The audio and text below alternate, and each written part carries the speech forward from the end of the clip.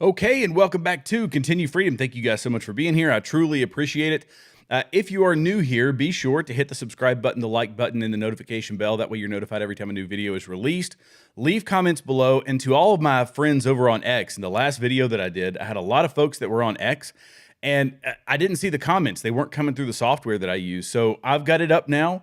If you leave comments, I should be able to see them.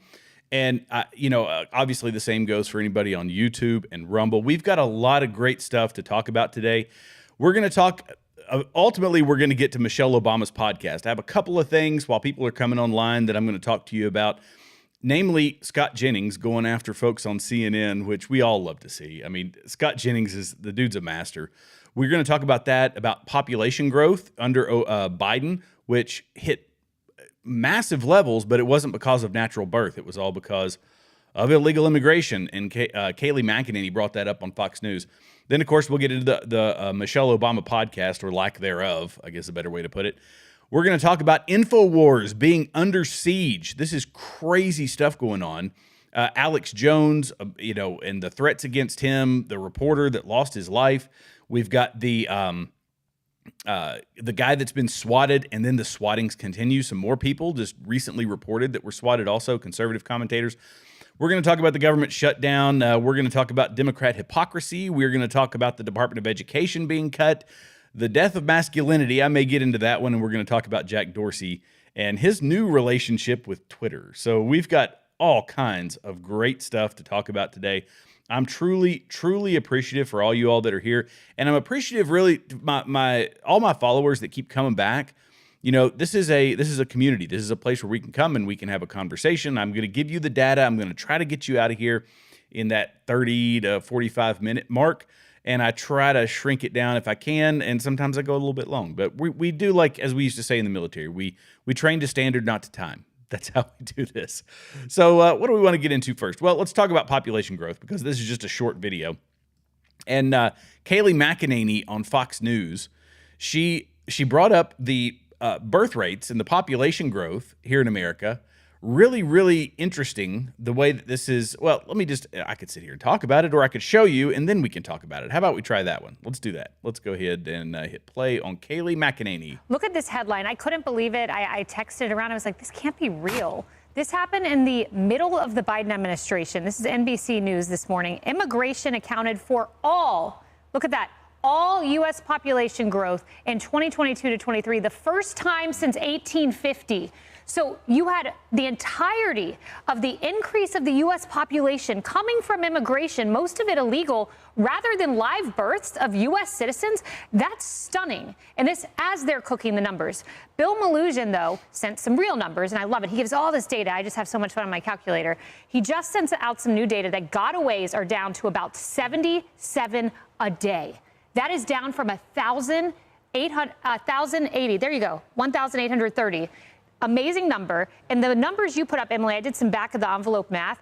If you look at the percentage of criminals that are being arrested, because everyone's like, we don't want to get non-criminals, that's our focus, 73.4% of those arrested have been criminals or those with a criminal charge, more than 1,000 gang members. Think about all the lives saved from fentanyl, all the Lake and Rileys out there whose lives might have been saved because this administration's taking it seriously. And this kind of plays to Donald Trump's point that he's made several times. And it's not that there was a problem with the border. It didn't have to do with Congress. It didn't have to do with funding. All we needed was a new president. This is a point that he's made several times. He made it during his State of the Union that wasn't actually a State of the Union. It was just a joint session of Congress. But nonetheless, it's a valid point. It proves his point. Look at this headline. I couldn't believe it. Sorry, I started playing again. So it proves his point, is that, no, we just needed a new president. We needed somebody that actually cared about the southern border. And to that point, I'll bring up this about border crossings. These are similar numbers here, and the comparison. This is in the Darien Gap, and I think it expounds on a couple of other things if I remember the clip correctly. But let's go ahead and check this one out as well. Let's take a look at this. It is one of the most dangerous, treacherous stretches of landscape to get to this country. The Darien Gap. Many people die along the trail there. There were 408 crossings through there last month. Now, there are ways to go around it, but can you even imagine? If we know that number of how many came through, how many didn't make it? That's a massive drop from August 2023. I could play the whole clip, but I'm not going to. But this makes the point again that there were 81,946 that we know of in August of 2023. In February of 2024, 37,166. And in February of this year, all it took was one election, one new president, and what happens? Drops to 408. Unbelievable numbers. And so, like Kayleigh McEnany was saying, this is the great, I don't know if I can say it, the great replace. I think YouTube bans you if you say great replacement. I'm going to say it anyway. It's the great replacement. It's actually playing out. And this is what it was under Joe Biden. You get the right president in, you get the right person in who actually believes in border security, and things start to change. Really, really wild stuff. So let's talk about Scott Jennings. I'm going to move to the next topic. But so they have been making a huge stink, the left has, about Donald Trump and Elon Musk. And this really just stems from the Doge, the hate for, this new quest for government efficiency that Doge and Elon Musk are going out there, and it's the fight that they're trying to fight. The Democrats don't like it because the Democrats make a ton of money off of the embezzlement that went on in USAID and other agencies. And so when Donald Trump had Elon Musk at the White House, and Donald Trump was seen with in a Tesla, said he bought a Tesla, the hysteria went absolutely nuts. And so check this out. Listen to this. We got a couple of clips, and we're going to prove the hypocrisy and how the Democrats pitch this versus what reality actually is. So here, check this out. I'm assuming you agree, because as a Republican strategist, you wouldn't have advised him to go in front of the White House and drive a Tesla. Wait, why? Because of course I would have. You know why? Because if I were advising a Republican president, I would say, let's support American companies that have thousands of American workers and thousands more workers who make indirect products for it. Yeah, I think it would be a good idea if American companies did well under my administration. Okay, so you're going to go ahead and support a billionaire, but not support the American worker, and not necessarily. Who do you think makes Teslas, Sochi? American workers. It's good if but it's Tesla very does much well, as American Jana mentioned. You think Elon it's a quid builds pro them all quo. in his basement? They got factories all over the place, including in China. But Yeah. Do they not have thousands of Americans? The visual of him driving a six-figure. Did Joe Biden drive a Jeep Rubicon around the South Lawn? A six-figure car Where do they make those? Is owned by a billionaire in the White House. By the way, have you checked the price of a Jeep Rubicon? Those things are wildly expensive right now, but let's keep going. The UAW had a stake in it, and the UAW gave money to Joe Biden, and they supported Joe Biden. You're saying one hand. Well, you're talking about the UAW. You're kind of making We're talking point about the workers. A billionaire who is in the federal government making cuts and making business deals that end up benefiting himself. A lot of those it's a miracle look for Donald Trump. Democrats so excited to tear down an American company or companies the way they are right now. It's crazy. And it is crazy. And I'm going to show you right now. Again, we have to highlight the hypocrisy. The hypocrisy has to be brought to the forefront of the conversation, that this is what people are seeing right now on X and on other platforms is, oh, look at this. Look at all the terrible stuff, right? They're comparing Donald Trump and Elon Musk to Adolf Hitler and VW. So if y'all don't remember, Alyssa Milano said, I'm going to go buy a VW because I don't like Elon Musk and the Hodge twins, who, I differ with the Hodge twins on a couple of things, but nonetheless, the Hodge twins were absolutely going nuts about it, saying, oh, you know who started VW. But I'll tell you what Scott Jennings was referencing, and let's see, let me pull it up here. This is the video of, here we go, Joe Biden doing something oddly similar to what Donald Trump was doing. And this was back in, I forget what year it was, but it's irrelevant. It happened, and they deny it. There you go. I like the music.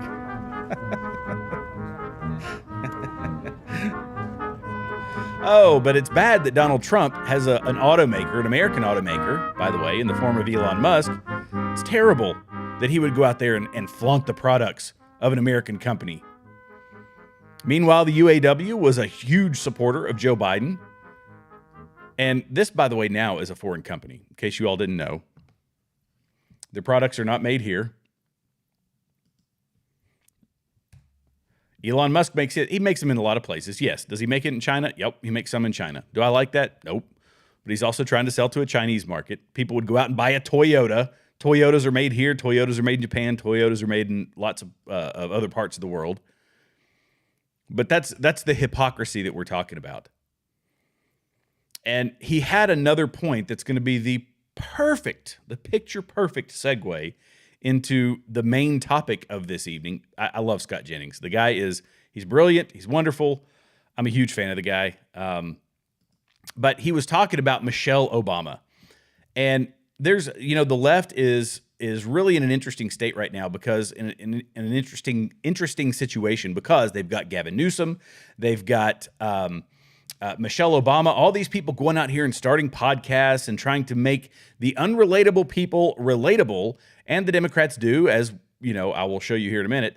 They repeat exactly what they're supposed to repeat. And Scott Jennings calls them out on it. Another lifestyle podcast. She can't stay out of it. She can't just can't stay out of it. She's making money and having fun.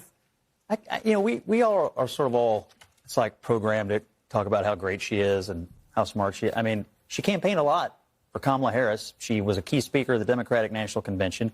Barack Obama was a key strategist for this whole thing that happened last year.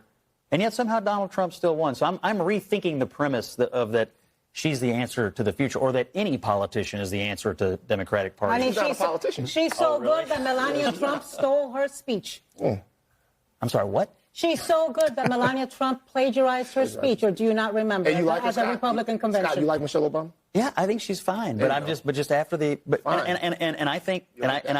I thought she gave a wonderful speech as far as convention speeches go. I'm just looking at what happened last fall. The Obamas helped engineer Biden's ouster. They put in Harris. They ran the campaign. She campaigned for him, and it was a total failure. I'm just wondering how good they really are. Yeah, how good are they? Is she as popular as everybody says? Everybody says, "Oh, it's going to be Michelle. It's going to be." I thought it would be Michelle at some point in time.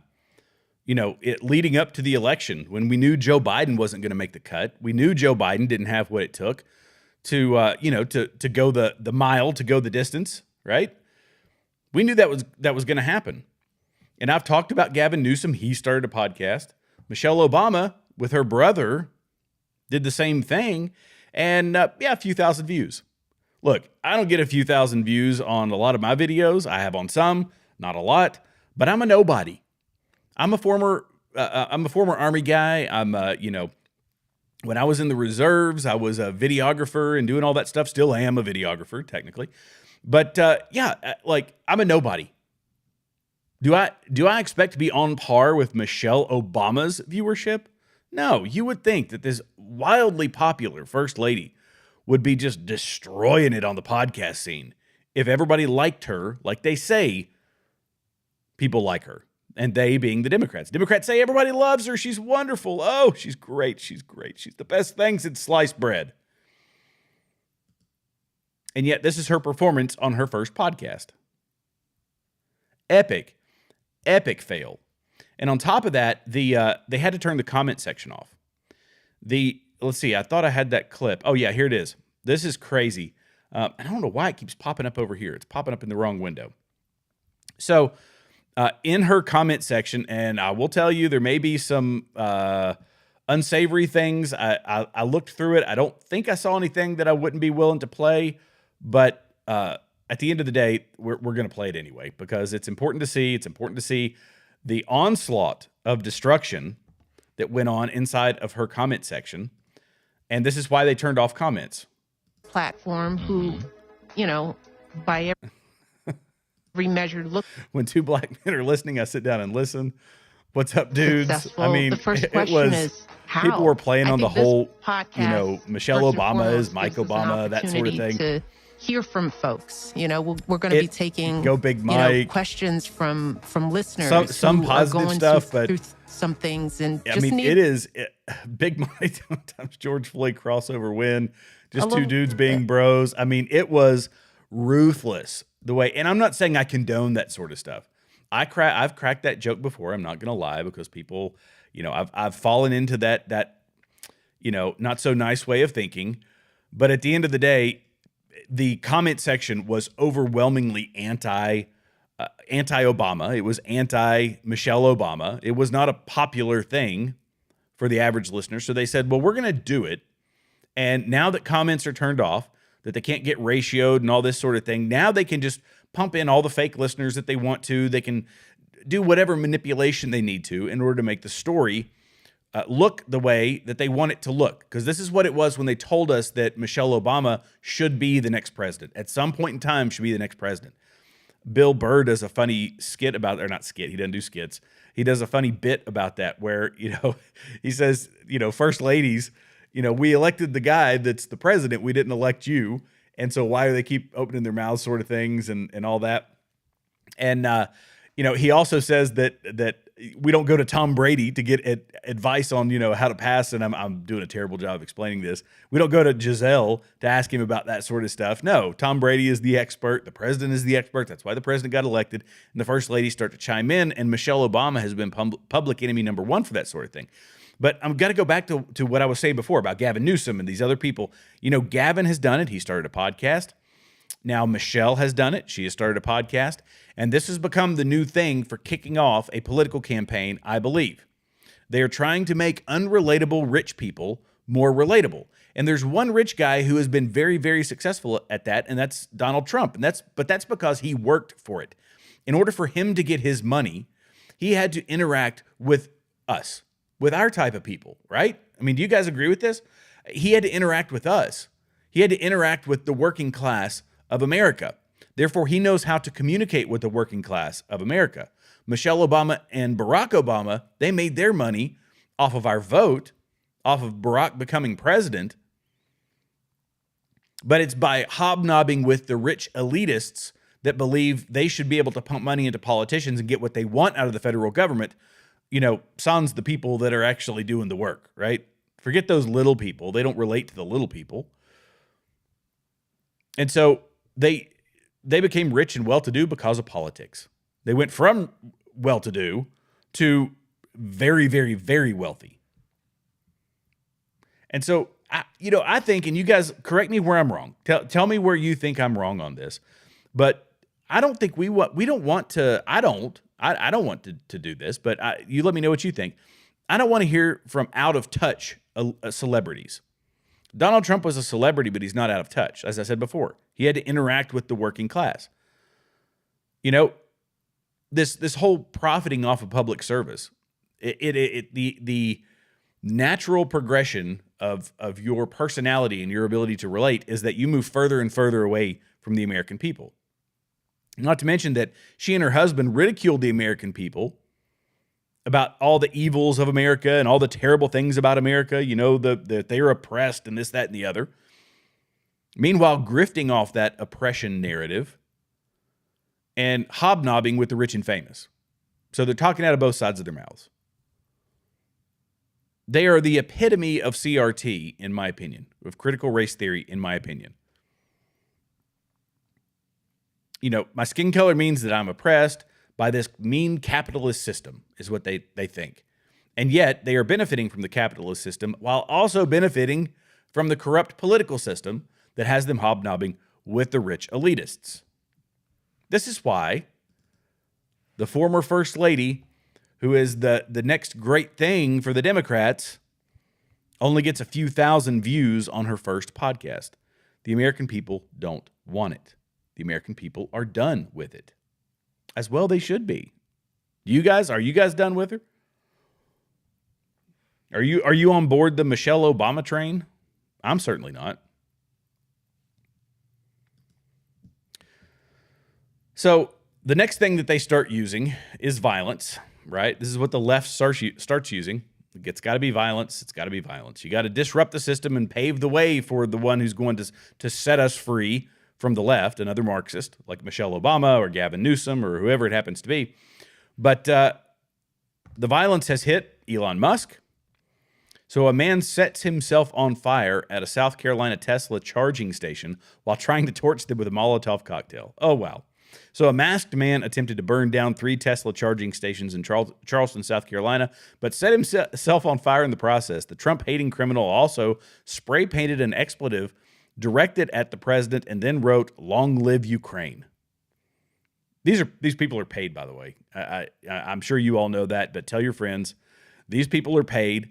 There was an ad, I can't remember who had posted it, that they were paying $40 an hour for protests. And they said, "We want peaceful protesters." Oh, this was a legit ad. They said, "We want peaceful protesters." $40 an hour to come and protest Donald Trump, Elon Musk, Doge, all that kind of stuff. So according to the Post and Courier, a masked man in Charleston, South Carolina, spray-painted Trump, its expletive Trump, "Long live Ukraine." We can assume that is the F word, near a number of Tesla charging stations, and then attempted to burn the charging station only to set himself on fire in the process. Witnesses saw him flee the scene and run behind a nearby hotel. He has not yet been identified. He hurled Molotov cocktails at the charging ports, which are located near 4855 Tanger Outlet Building. The damage has caused the cost to the charging station was estimated at $60,000. Now, if that was a government charging station, do you think $60,000 would have covered it? No, I'm willing to bet that's at least $200,000 worth of damage. No, that's not true. It'd be closer to 4 or 5 million, based on the $6 billion they spent. I think it was $6 billion. Was it $6 billion that they spent on the charging stations that never came to fruition? But nonetheless, the people who say, make the country green energy, electric cars are the way, will go and burn down the charging stations that they need for their electric cars. Interesting how that works. So they use violence. They're using the riots. We saw the one at Trump Tower. I was going to talk about it tonight, but I'll probably talk about that one tomorrow. So be sure to come back and join me tomorrow. And they also use violence against the people speaking the truth. So InfoWars host Chase Geyser was swatted for a second time in 24 hours. This is from the Post Millennial. PM, by the way, is the Post Millennial.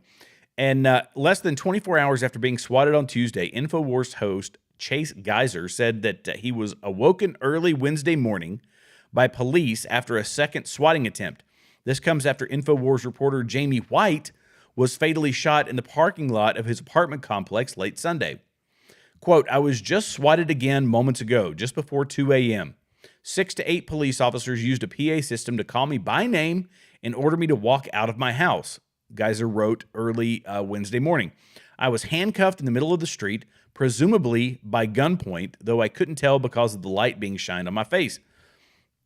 I was then led into the house where my wife was woken up, and we were informed that they received a call from someone pretending to be me and threatening to unalive my family." I have to omit that word for YouTube. Geyser posted footage taken outside of his home of police calling to him, "Chase, are you inside?" A police officer said over the PA system, "Chase, you can step out with your hands up." So he complied, he walked out, and this happened twice. Not once, but twice. So if you don't know, by the way, the purpose of swatting, and if you didn't watch, I know I get some return guests from Braver Than the Rest also. We talked about it, so forgive me for re-explaining. But swatting is where they make a claim like that he was threatening to unalive his family, and they hope that police will show up. And since conservatives are Second Amendment folks, they are hoping they will maybe get somebody trying to kick in their door, i.e. the SWAT team or the police, and that they will get into an altercation and it will unalive the person who they are trying to send the SWAT to get. And none of it's true, right? The allegations that they make, the calls that they make are completely false, completely fabricated. This has happened to Tim Pool. This has happened to other commentators who step outside the leftists, worldview, right? This is very, very, very dangerous, but it's going to happen more and more and more. And as they mentioned it, as the Post Millennial mentioned in that article, this comes after one of the researchers for InfoWars was unalived in what seems to be a nefarious circumstance. But basically, the Austin Police Department revealed on Tuesday that Jamie White, the InfoWars reporter pronounced dead at a local hospital after being found unresponsive in the parking lot of his apartment complex Sunday night, had interrupted the burglary of his vehicle leading up to the shooting. So he was being burgled.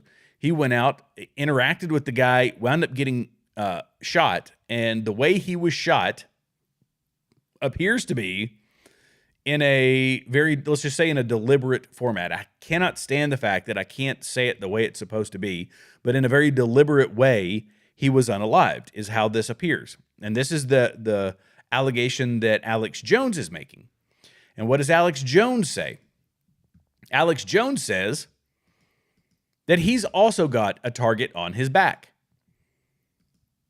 And he says this came from General Flynn, and I'm sorry, but I don't think this is the clip that has him saying that part. But if you go to Alex Jones's site or his X account, you will see this. But listen to him straight from his mouth. All right, General Flynn tried to call me this morning while I was working out. Yeah, he did say it, and I missed his call. But he called my producer and said the same thing. Former head of the Defense Intelligence Agency. He said from his high-level intel sources, there is a contract out on me, and of course it's tied to the Ukrainians. But this is just emblematic of how desperate they are, and that's NATO through the Ukrainians. Don't forget that it was a NATO operative from America, CIA, recruiting for the Ukrainian war, with the 6 cell phones that Trump talked about last week, and all the passports that tried to kill Trump at Mar-a-Lago. So that's their base of operations. So it's MI6 running NATO, doing this, and anything happens to me, Keir Starmer, Barack Obama, they're running their operations out of there, NATO, and we know it's not just the Ukrainians. It's looking worse and worse that they might have hired a group or something. So that's what they do, to send a message to everybody with Jamie. So in that one, he's saying, yep, it's him. He's saying that he's under threat. He said that it was that same group that's responsible for the unaliving of Jamie. It is, I mean, he dropped some names. He dropped Obama. He dropped NATO. He dropped Ukraine. I mean, this is wild. I highly recommend you go watch the whole video because, I can't play the whole thing. I guess I could if I just said, I don't care about how long I go tonight.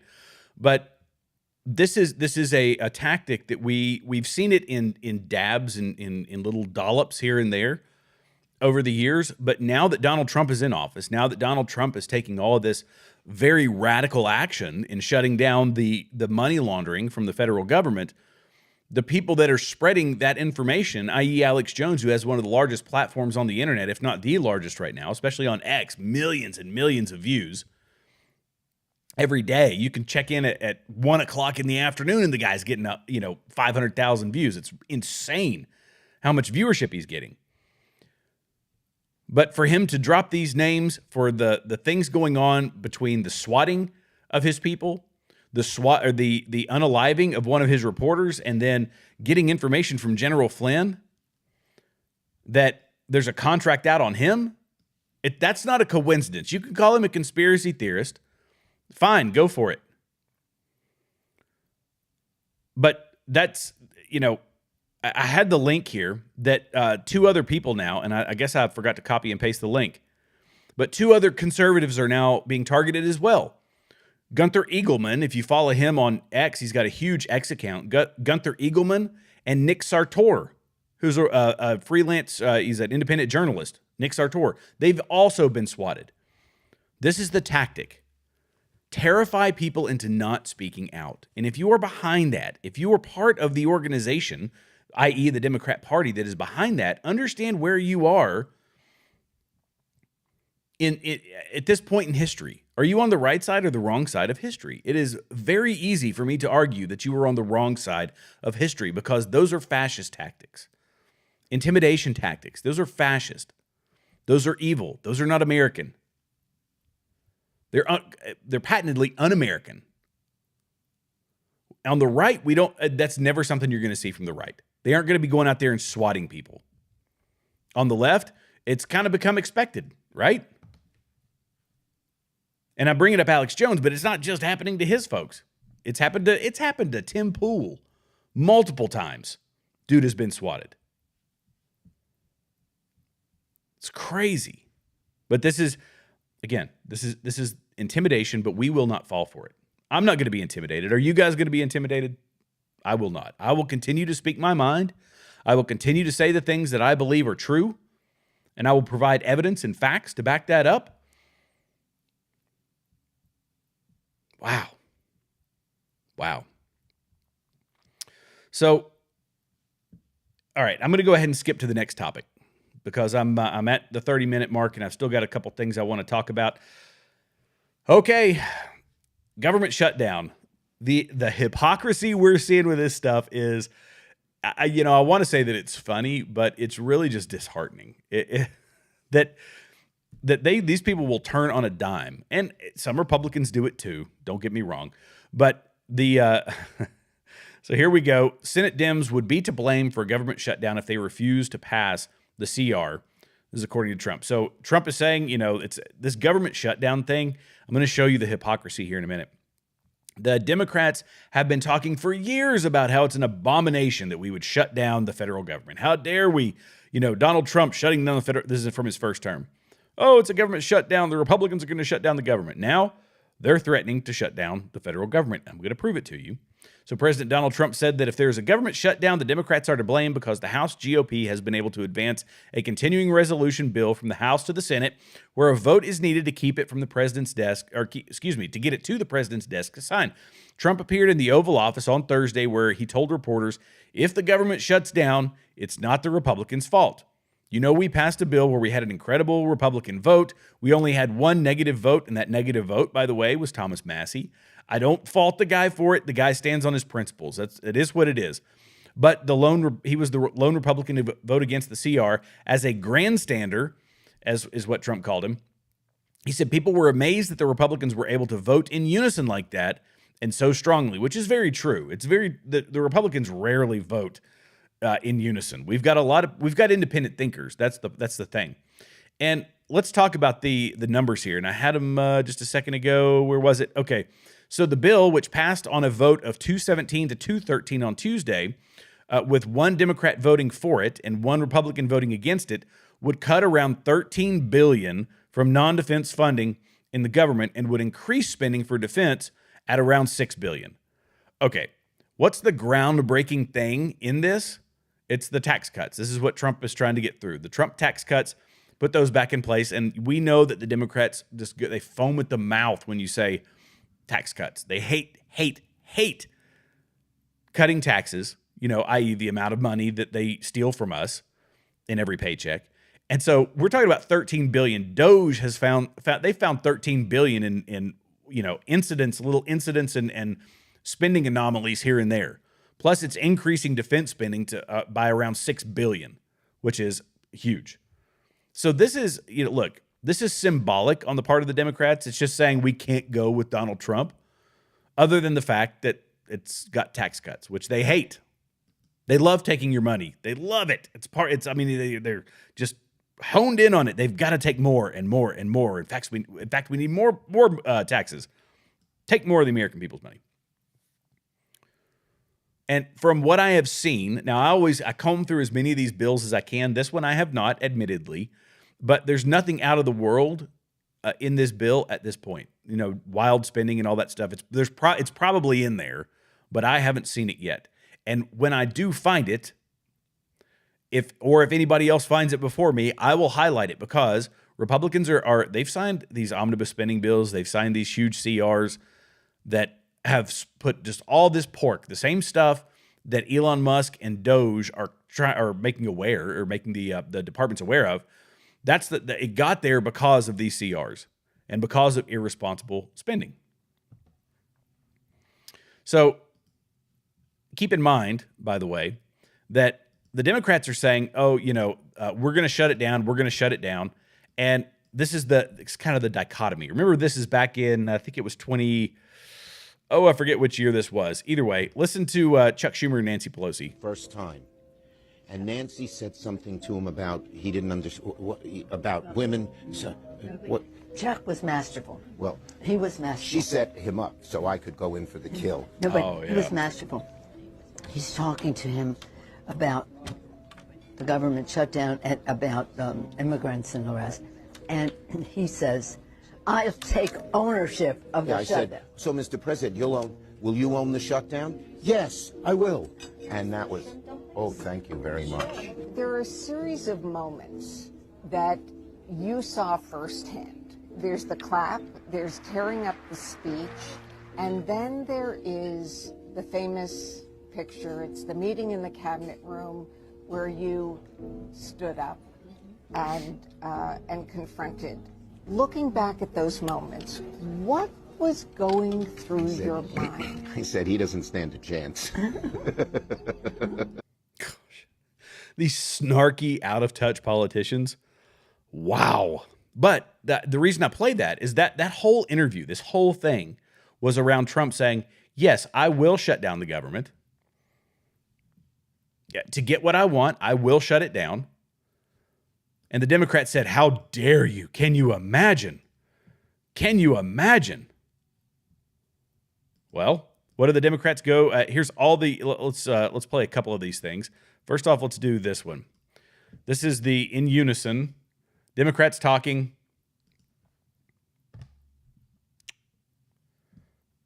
Exact same, by the way. House Democrats are ready to vote on a 4-week funding extension today, tomorrow, Friday, that stops harmful cuts to veterans and allows. So this is them in unison, right? But what's this centered around? It's centered around this right here. Let me pull it up. There we go. Are marching America to a painful government shutdown. Sorry, I'm bouncing around here. This is going back to them saying that government shutdowns are terrible, but you can hear what they're saying now. We need traditional Republicans to break with MAGA extremists so we can keep the government open. Republican shutdown will cost 6,306 of her constituents their paychecks. Put the bill on the floor for an up or down vote so we can end this MAGA Republican nightmare. And if you don't, you own this government shutdown. And we could put the threat of a shutdown behind us. Our agreement would keep the government open, provide emergency aid for communities battered by hurricanes and other natural disasters. It's about the harm that House Republicans will do to the American people if the government shuts down.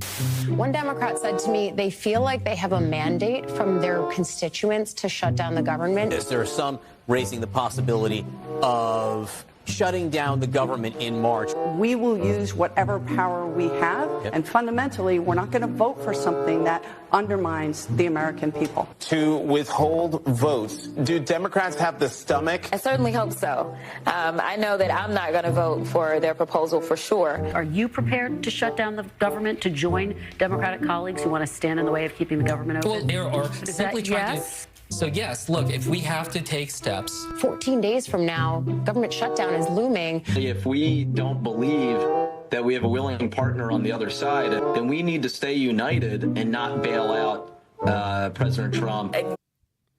Look,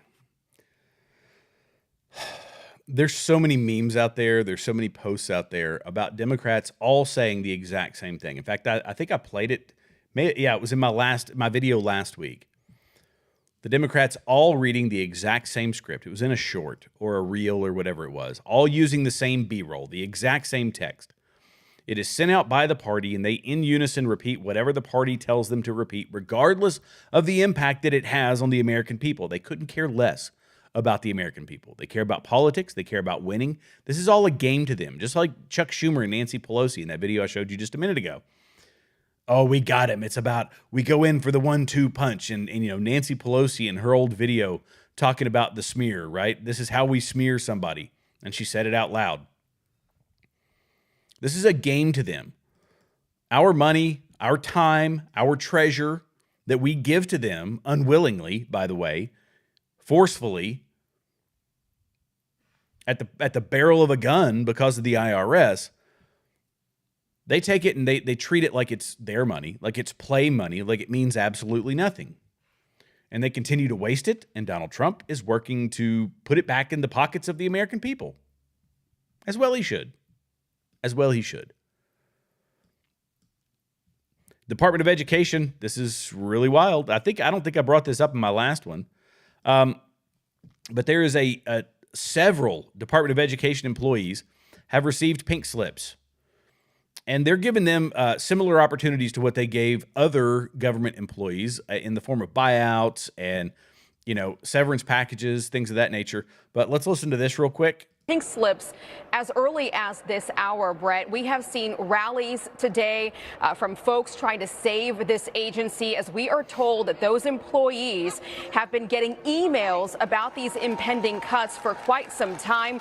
Those emails, Brett, include information on severance packages and how to take advantage of buyouts. We're also told the department told the entire workforce to vacate their offices by 6 p.m. tonight over security issues. Now, we don't know if there is an outside or an internal threat. We are watching the building right now, Brett, but you can imagine this is a very, very tense time in Washington right now. As you know, President Trump has many times spoken about shutting this department down entirely, giving states control of education instead. This is exactly why Democrats are using every venue available to them, whether it's hearings here on Capitol Hill, to attack Elon Musk, to attack Doge and President Trump. Okay. Look, it is a sad thing when people lose their job. It really is. I know government employees. I've known many government employees, mostly in the DOD, but elsewhere. It's a sad thing when somebody loses their job. I've taken cuts to my job before. When I had a salary job. It's a sad thing, but there are a lot of people in the federal government, and I speak from experience, there are a lot of people in the federal government who are not doing anything, or their job could easily be absorbed by another person. Easily. And there's a lot of them. I will not discount the fact that there are government employees, and again, I can speak mostly from the DOD, but that there are many employees who love their job, are devoted to their job. They stay late. They work as long as they have to work to get the job done because they believe in what they're doing. And I respect the fire out of those people because I'm paying them. When I get when we get that chunk taken out of our paycheck every month, we want those people to be working hard for the money that we're giving them. There are people that do that, but there's a lot of them that are, some of them not even showing up to work. A lot of them, I'm assuming, using mouse jigglers and things, the remote workers who serve no actual purpose, who should not be getting our tax dollars and who need to go. Now, the Department of Education, when we look at that, the way I look at it is that they aren't educating a single person. They are simply a filter for grants and other government money going out to other people. And since the Department of Education has been put in place, no, our education scores have not gone up. They've gone down. So what exactly are they doing to help Americans become educated? Well, they're not doing anything. They're doling out more of our money. And that's why they need to go away. So I'm grateful for the move because I've said it for years. I mean, I don't know about you guys, but I've been saying we got to get rid of the Department of Education. It serves no valid purpose. You just get rid of it. Send it back to the states. Because here's the thing. I've heard an argument, and I wish I could remember who it was. I didn't put it in my notes. But somebody made an argument about they were talking about the schools in Harlem as an example. And these independent schools started, their test scores started to absolutely skyrocket. And when those test scores skyrocketed, the people that came after them were the teachers union and the Department of Education, which is obviously supportive. They're mutually supportive organizations. They came after them and shut it down. They said, no, this can't happen because A, you're making us look bad. But in a free, consider it a free market educational system, some schools are going to succeed. Some are going to continue to do poorly. But the ones that are doing poorly have the option to follow the methods of those that are successful. This is a competitive environment, but it's an information sharing environment. You can copy that sort of thing, and you can take your kids to the next level, and then you've got competition. How many kids going to Ivy League schools are we producing versus others? That's something that they don't want to consider for whatever reason. But the Department of Education, Common Core and all these silly things, those are getting in the way of that. So I was wondering who he was. Well, let me put it this way. Donald Trump made the right decision when picking the head of the Department of Education because I think I was talking about Buddy Jeremy and buddies Jeremy and Ben about this on Braver Than the Rest, by the way. So if you're with me right now, you can go check out Braver Than the Rest on YouTube Rumble. We do a podcast every Wednesday. But it was, you got to hire somebody who's okay working themselves out of a job. And that's what he's done. Kudos to Donald Trump.